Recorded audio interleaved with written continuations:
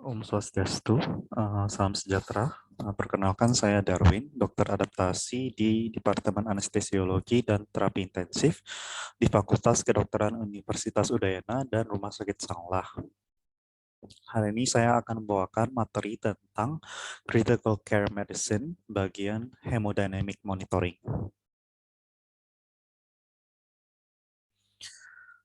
Hemodynamic monitoring ataupun pemantauan hemodinamik adalah pemantauan karakteristik fungsional jantung dan sistem peredaran darah yang mempengaruhi perfusi jaringan dengan darah teroksigenasi untuk mempertahankan homeostasis dan untuk menghilangkan produk sampingan metabolisme. Pemantauan fokus terhadap pergerakan darah dan tekanan yang diberikan pada vena, arteri, dan bilik jantung. Ada terdapat dua tipe pemantauan hemodinamik, yaitu basic hemodynamic monitoring ataupun pemantauan hemodinamik dasar, dan juga advanced hemodynamic monitoring ataupun pemantauan hemodinamik tingkat lanjut.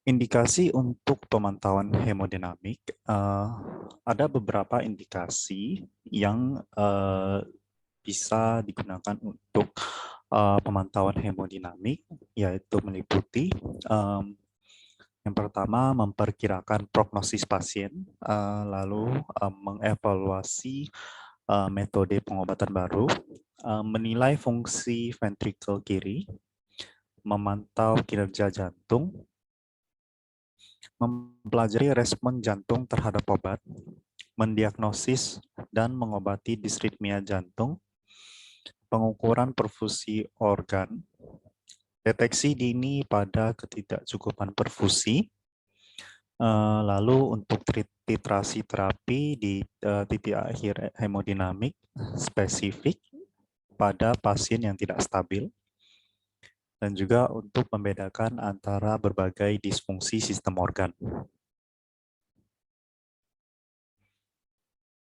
Lalu selanjutnya untuk basic hemodynamic monitoring ataupun pemantauan hemodinamik dasar, tujuannya adalah untuk mengidentifikasi dan berikan pengobatan yang dengan kecukupan kardiopulmoner secara keseluruhan.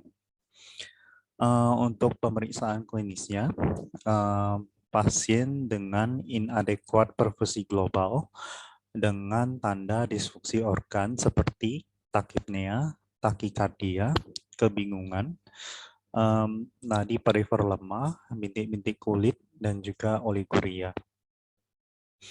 Lalu untuk capillary refill time-nya, CRT, dapat diuji dengan cepat menggunakan waktu yang diperlukan untuk aliran darah dan warna untuk kembali ke kapiler distal setelah pelepasan kompresi ujung jari yang cukup untuk menyebabkan kulit mengucat.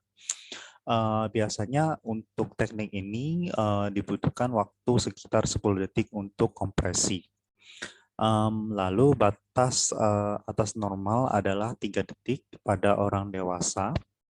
Lalu bila capillary refill time-nya yang lebih lama, itu menunjukkan adanya penurunan perfusi pada kapiler.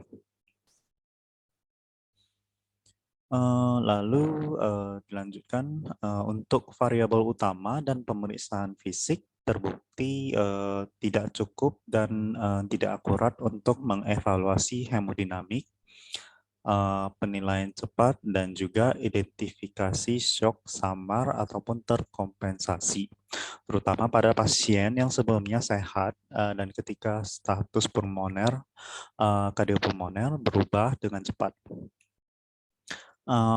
Penanda biokimia atau biochemical marker dari hipoperfusi jaringan, misalnya laktat, asidosis metabolik, ataupun SGVO2, karena insufisiensi kardiovaskular mungkin abnormal yang menunjukkan hipoperfusi jaringan tersembunyi, bahkan tanpa hipotensi atau tanda klinis shock lainnya. Baru-baru ini ada Casserly et al. Yang menunjukkan peningkatan mortalitas yang nyata pada pasien septik ketika laktat lebih besar dari 4 mol per liter, bahkan tanpa adanya hipotensi. Lalu untuk hiperlaktatemia secara universal merupakan tanda prognostik yang buruk bahkan jika berguna dalam membantu resusitasi. Dalam basic hemodynamic monitoring ataupun pemantauan hemodinamik dasar, biasanya digunakan pemantauan dengan non-invasif. Untuk pemantauan non-invasif itu sendiri atau non-invasive monitoring, ada beberapa alat yang bisa digunakan ataupun parameter yang bisa digunakan untuk dipantau bagaimana kondisi pasien selama di ICU. Yang pertama ada elektrokardiogram atau EKG, ECG, dan juga denyut jantung ataupun HR, heart rate. Lalu yang kedua, tekanan darah atau blood pressure, BP, dan juga mean arterial pressure atau MAP. Yang ketiga, frekuensi nafas, respiratory rate atau RR, dan juga suhu tubuh ataupun temperature. Yang keempat, tekanan tidal end CO2 ataupun ET CO2. Yang kelima, saturasi perifer oksigen atau SpO2. Lalu ada ekokardiografi dan juga respon cairan, di mana pemantauan pemantauan hemodinamik dasar ini akan saya bahas satu persatu di slide selanjutnya. Yang pertama itu dengan elektrokardiogram atau ECG dan juga denyut jantung, HR, heart rate. Denyut jantung ataupun heart rate dan juga volume sekuncup ataupun stroke volume merupakan penentu penting untuk curah jantung ataupun cardiac output. Di sini cardiac output CO adalah hasil dari perkalian heart rate ataupun denyut jantung dengan stroke volume ataupun volume sekuncup. Lalu pada EKG 12 lead ini bisa mengkonfirmasi irama jantung dan memberikan informasi dasar tentang segmen ST dan juga gelombang T.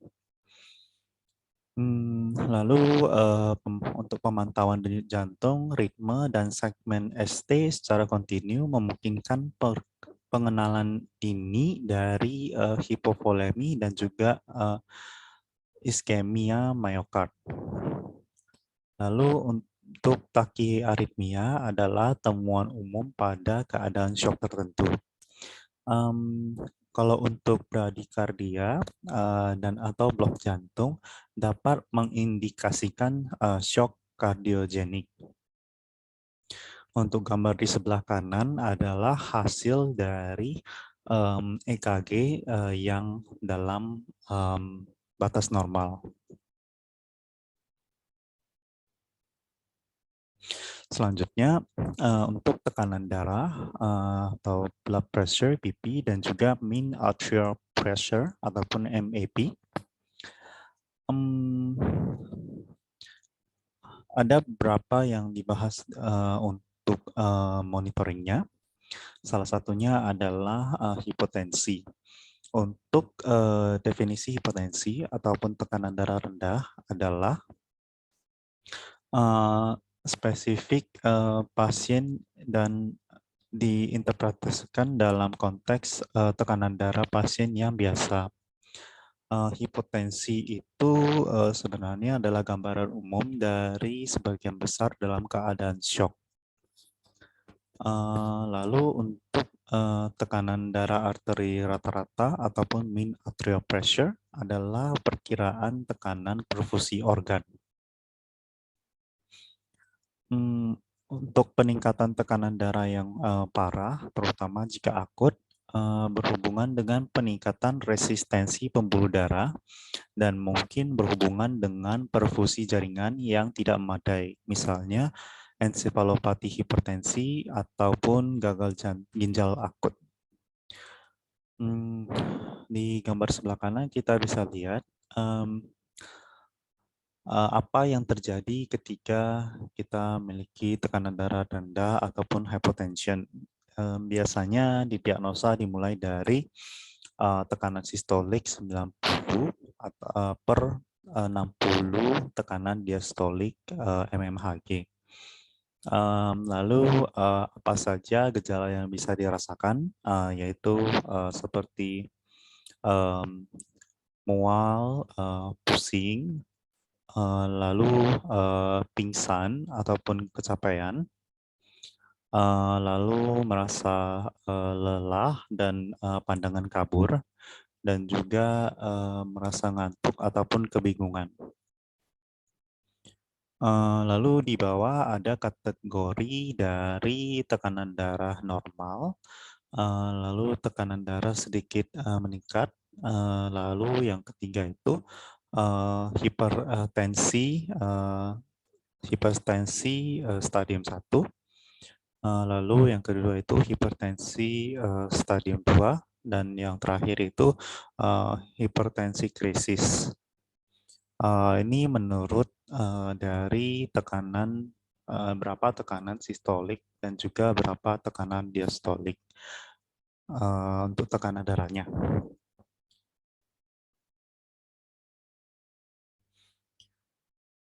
Lalu untuk frekuensi napas ataupun respiratory rate dan juga suhu tubuh temperature. Frekuensi pernapasan adalah intensitas menghirup atau mengeluarkan udara per menit. Dalam standar ukuran orang dewasa, frekuensi pernapasan berjumlah 12 sampai 20 kali per menit. Ada 3 jenis tingkatan frekuensi napas, yaitu eupnea, yaitu normal sekitar 14 sampai 20 kali. Tachypnea, keadaan saat frekuensi nafas melebihi keadaan normal lebih dari 20 kali. Lalu bradypnea, ketika frekuensi nafas kurang dari keadaan normal, yaitu kurang dari 12 kali per menit. Untuk suhu tubuh manusia normal berkisar antara 36 derajat Celcius sampai 37,2 derajat Celcius. Namun untuk menentukan bahwa suhu manusia tersebut normal, diperlukan pemantauan secara bersamaan dengan BPM dan juga respiratory rate dengan sensor suhu agar pasien mendapatkan perawatan yang intensif sesuai dengan penyakit yang dideritanya. Lalu untuk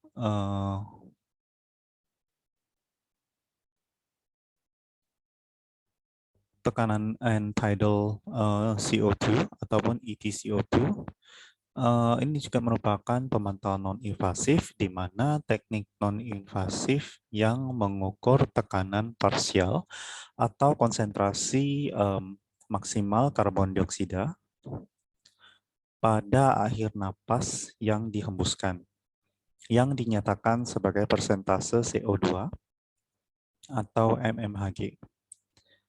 Nilai normal adalah 5% sampai 6% CO2 yang setara dengan 35 sampai 45 mmHg.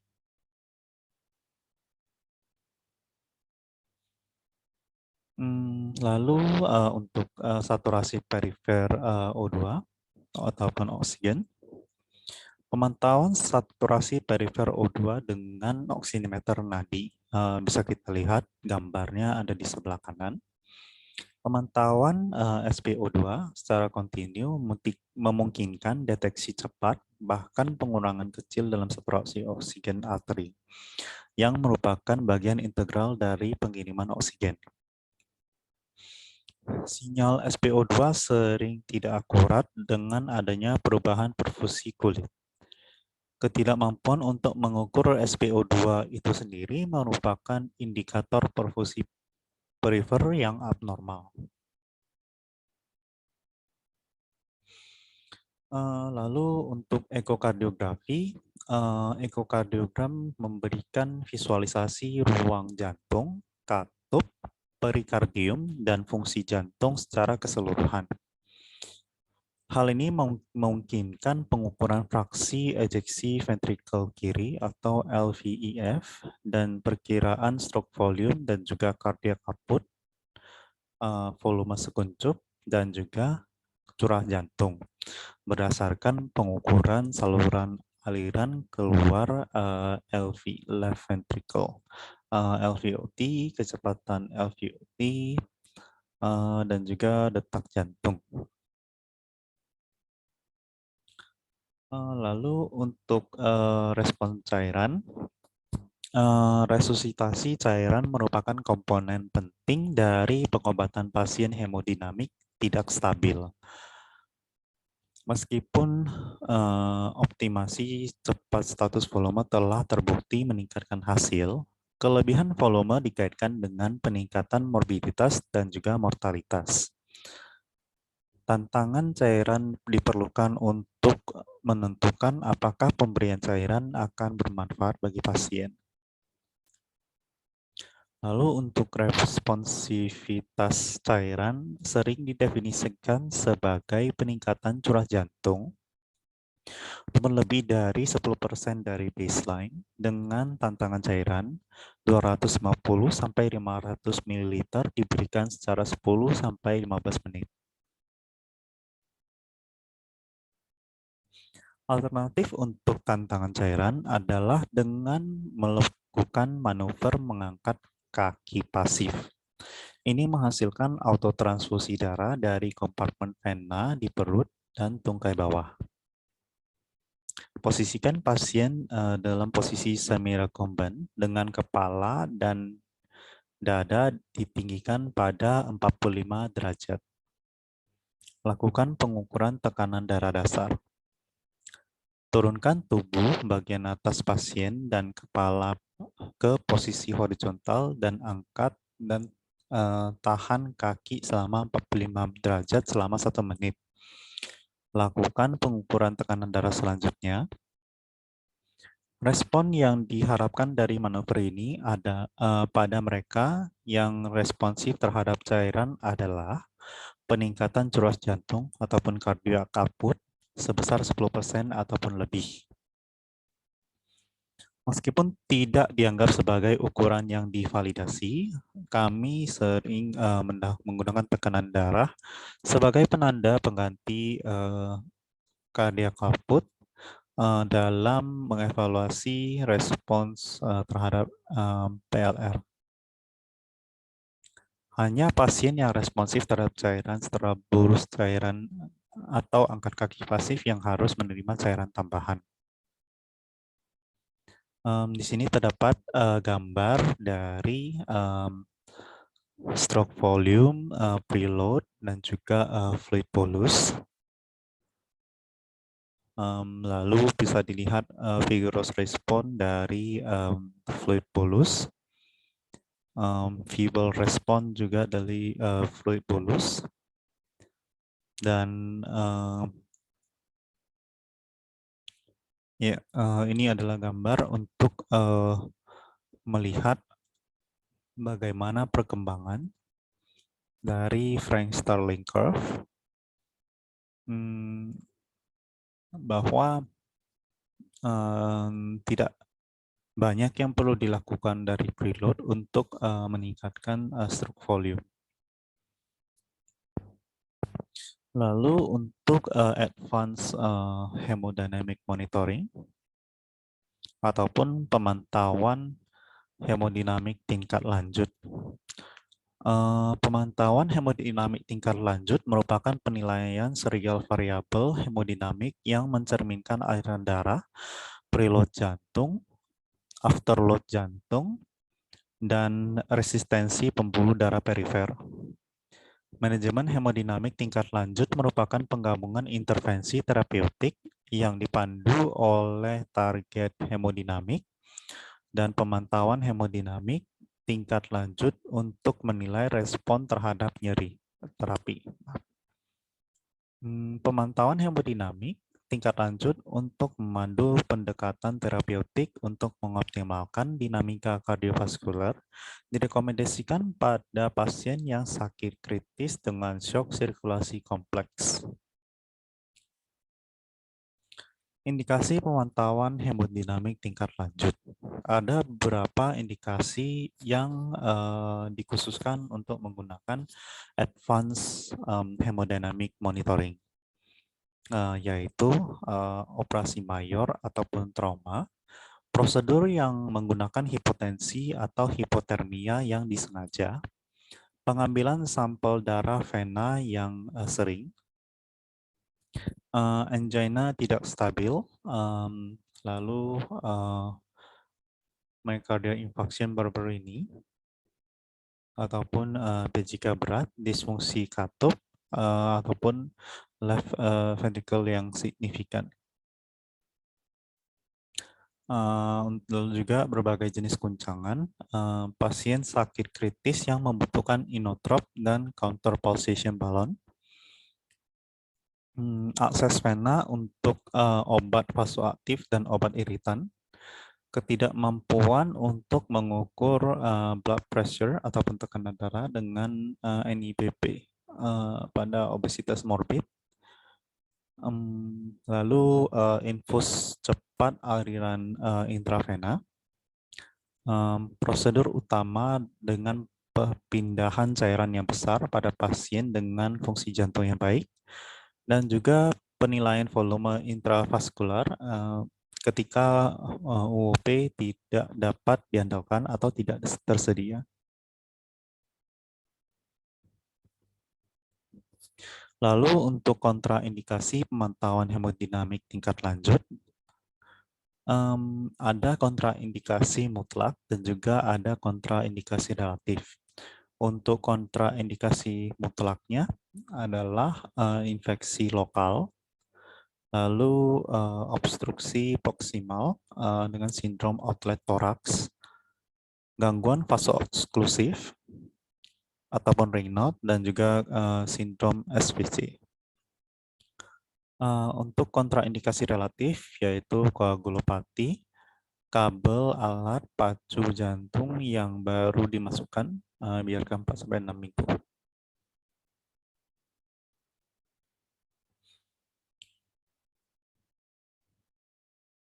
Lalu untuk komplikasi pemantauan hemodinamik tingkat lanjut, ada beberapa komplikasi yang mungkin bisa terjadi ketika kita menggunakan advance hemodynamic monitoring, yaitu yang pertama tusukan arteri ataupun fistula arteri dan vena, pendarahan, sepsis, emboli udara, hemotoraks, pneumotoraks, hidrotoraks, cedera saraf, geser kateter atau kawat dan emboli, trombosis atau iskemia distal, hematom, tamponade jantung, dan juga aritmia jantung.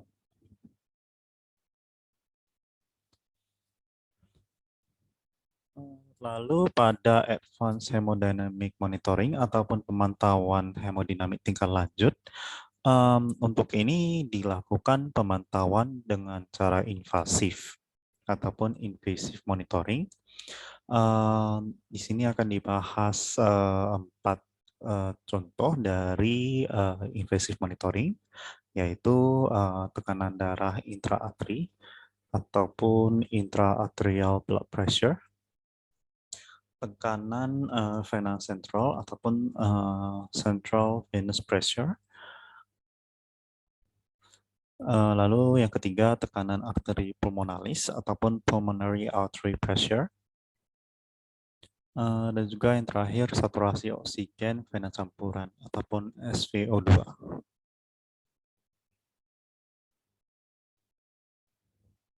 Tekanan darah intraarteri. Untuk mengukur tekanan darah intraarteri biasanya menggunakan kanulasi arteri yang biasanya lokasinya itu pada arteri radial. Bisa dilihat seperti pada gambar. Memungkinkan pengukuran tekanan darah kontinu yang akurat. Pemantauan tekanan darah arteri adalah standar untuk perawatan pasien dengan infus vasopresor ataupun infus inotropik. Jalur arteri memfasilitasi pengambilan darah yang sering untuk gas darah ataupun studi laboratorium lainnya. Tekanan vena sentral ataupun central venous pressure. Central venous pressure adalah tekanan darah di vena cava ataupun atrium kanan. Kisaran normal adalah 2-6 mm Hg. CVP mencerminkan fungsi ventrikel kanan atau right ventricle dan aliran balik vena ke sisi kanan jantung. Untuk central venous pressure ini diukur melalui kateter yang ditempatkan di vena cava. Bisa dilihat contohnya seperti gambar di sebelah kanan. Lalu untuk yang selanjutnya, ketiga, tekanan arteri pulmonaris ataupun pulmonary arterial pressure. PAP adalah tekanan darah di arteri pulmonalis. Untuk kisaran PAP sistolik normal adalah sistolik 15-30 mmHg dan juga PAP diastolik normal 5-15 mmHg. Ini dapat diukur selama kateterisasi jantung kanan atau melalui kateter ke dalam arteri pulmonalis, yaitu Swan-Ganz catheter. Untuk gambar di sebelah kanan bisa dilihat contohnya. Kita bisa melihat katup untuk pulmonalis. Lalu katup kanan lalu ada trikup speed wave. Lalu kateter dipasang untuk pulmonary artery pressure. Kateter satunya lagi dipasang untuk pulmonary artery wedge pressure. Lalu selanjutnya untuk saturasi oksigen vena campuran ataupun SVO2. SVO2 mencerminkan keseimbangan antara pengiriman oksigen dan konsumsi oksigen ataupun VO2. Itu tergantung pada saturasi darah, arteri ataupun SeO2, keseimbangan antara VO2 dan CO, dan kadar hemoglobin ataupun HgB. SVO2 normal lebih besar dari atau sama dengan 70%. Diambil dari kateter arteri pulmonalis. Oksigenasi vena sentral SCVO2 biasanya lebih besar dari atau sama dengan 65% diambil dari kateter vena sentral. Bisa dilihat di gambar sebelah kanan, ada tabel di mana bila meningkatnya SVO2 ataupun saturasi oksigen vena campuran, maka akan mengurangi kebutuhan badan untuk oksigen. Contohnya dalam kondisi anestesia, chemical paralysis, increase oxygen saturation, hypothermia, increase cardiac output, increase hemoglobin, dan juga sedation. Lalu ketika